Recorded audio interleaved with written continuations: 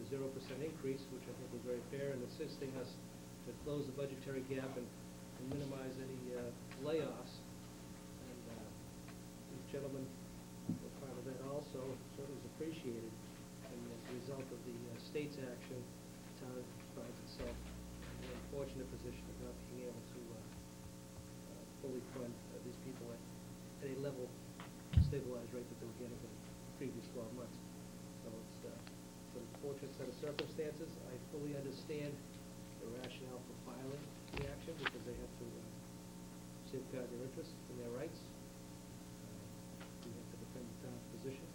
But again, this is something that's been tossed at us as a direct result of the legislature not taking the appropriate action in funding it, and not taking the appropriate action in indemnifying the communities.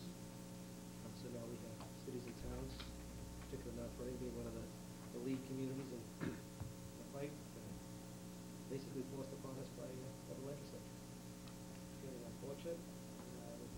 I hoped that by this point in time, if they have it, the legislature would have corrected it in some fashion, either by saying collective bargaining agreements don't hold water, or they do, and if they do, they need to fund it and find some mechanism to pay for it until they can get us out of the situation, or we can negotiate it out. So it's very unfortunate that they found it necessary to file the action.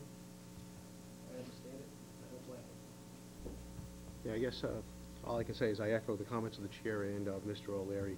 It's unfortunate the state, the governor, and the legislature put us in this position.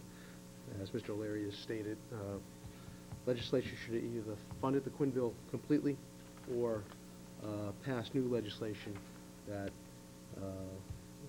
would indicate that the collective bargaining agreement would supersede state statute. I don't fault the chief or the two lieutenants filing suit, nor do I fault the patrolmen filing suit that they have filed, as they are the only union in town that did sustain a pay cut over the last year. And they were the first ones to come to the table and reach an agreement with us.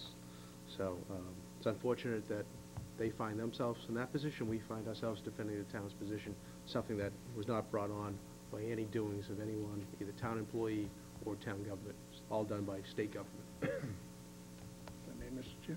Mr. Vino. I echo the comments of all my board members. I do not fault the chief and the lieutenants for filing the lawsuit. This is a position we've been put into by the state, and it's probably not the first time this has happened, so I would ask that when near election time comes up, you remember this. Thank you. Mr. Chair. If I may echo what everyone else is saying, it's unfortunate in the political climate that we have right now that we have a state that reneges on its promises to people who provide safety and puts unions and employee personnel against a town government, and they have to stand up both for what they believe is right and struggle between each other. So I do not blame the police for doing what they are doing. I do put the full responsibility on the state, but we'll do the best we can to get through it. Thank you. Greg. Next. Next is on 5. Okay, we will discuss it. Articles are to supplement funding for the fiscal year 2010 budget. Enumerated the fact that we have 3 unanticipated municipal retirements. We're looking at funding money for increased energy costs. Fortunately, we do have a dedicated source of funds in the stabilization fund from June, which is $93,000 for purpose. And we also potentially have shortfalls associated with solid waste and water department budgets. And interestingly enough, this state has now come through with their reimbursement for the primary and special senatorial election on the state. We already have $17,000. Interesting. We have to balance that way.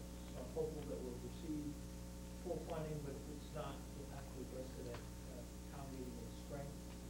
We do have, in my judgment, adequate reserves to free cash into departmental transfers solid waste stabilization fund and the regular reserve fund, to cover what I estimate to be. Certainly, we need to monitor our snow and ice expenditures going forward. We don't know where that is, and hope that, the best, most prudent financial planning, can be undone by the weather. And then, the other thing that, on the revenue side that is a bit disconcerting, deals with what we're tracking, which is a trend of non-payment of water and, trash collection bills. We previously brought this up with the chairman before, and, it appears as though that's a new trend, that, because the fact that the town, leans those things at the end of the fiscal year, so we will do a meeting until after July 1.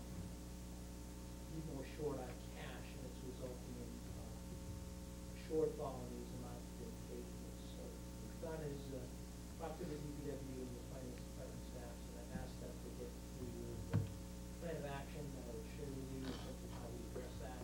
That you may have seen more community works as far as posting information on the website. I'm not saying we will do that, but we do need to be conscious about the fact that, it's difficult for us to run a deficit, because what it will result in is,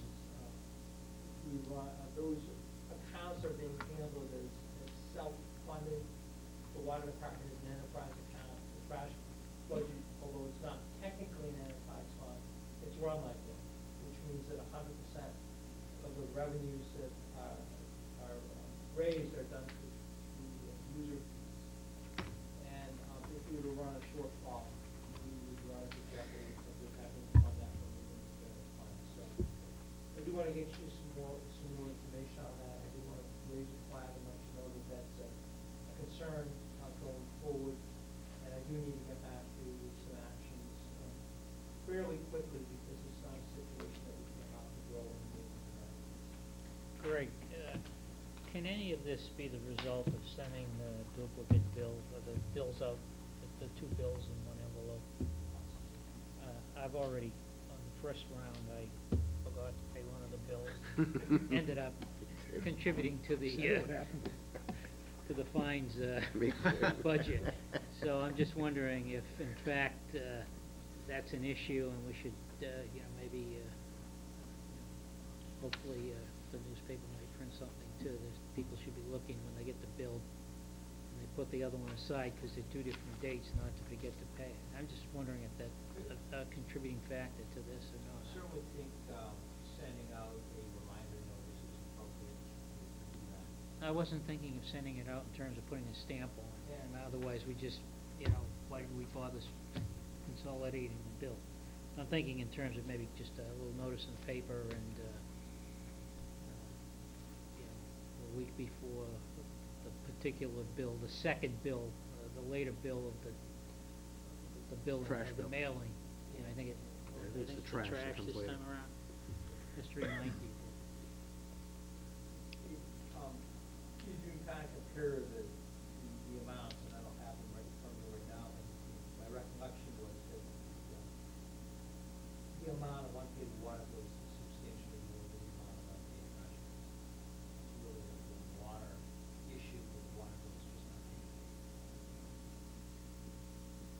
That was the first round of bills that fit into that category of the double bill, I think.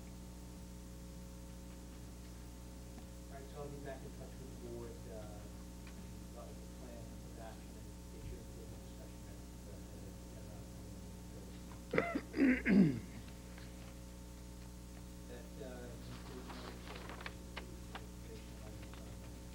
on page 2. And item number 9, the first date is January 21st.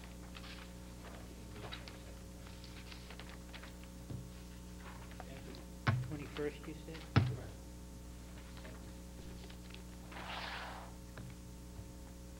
Okay. It's close to 9 o'clock. Do we still want to wait, or?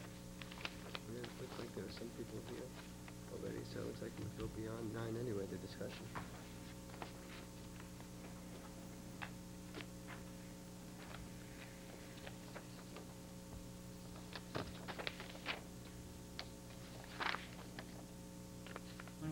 I would be was great. gonna ask you that, yeah. I was waiting for you to say something. You needed a Waiting, reason? Joe. I'm in. You need-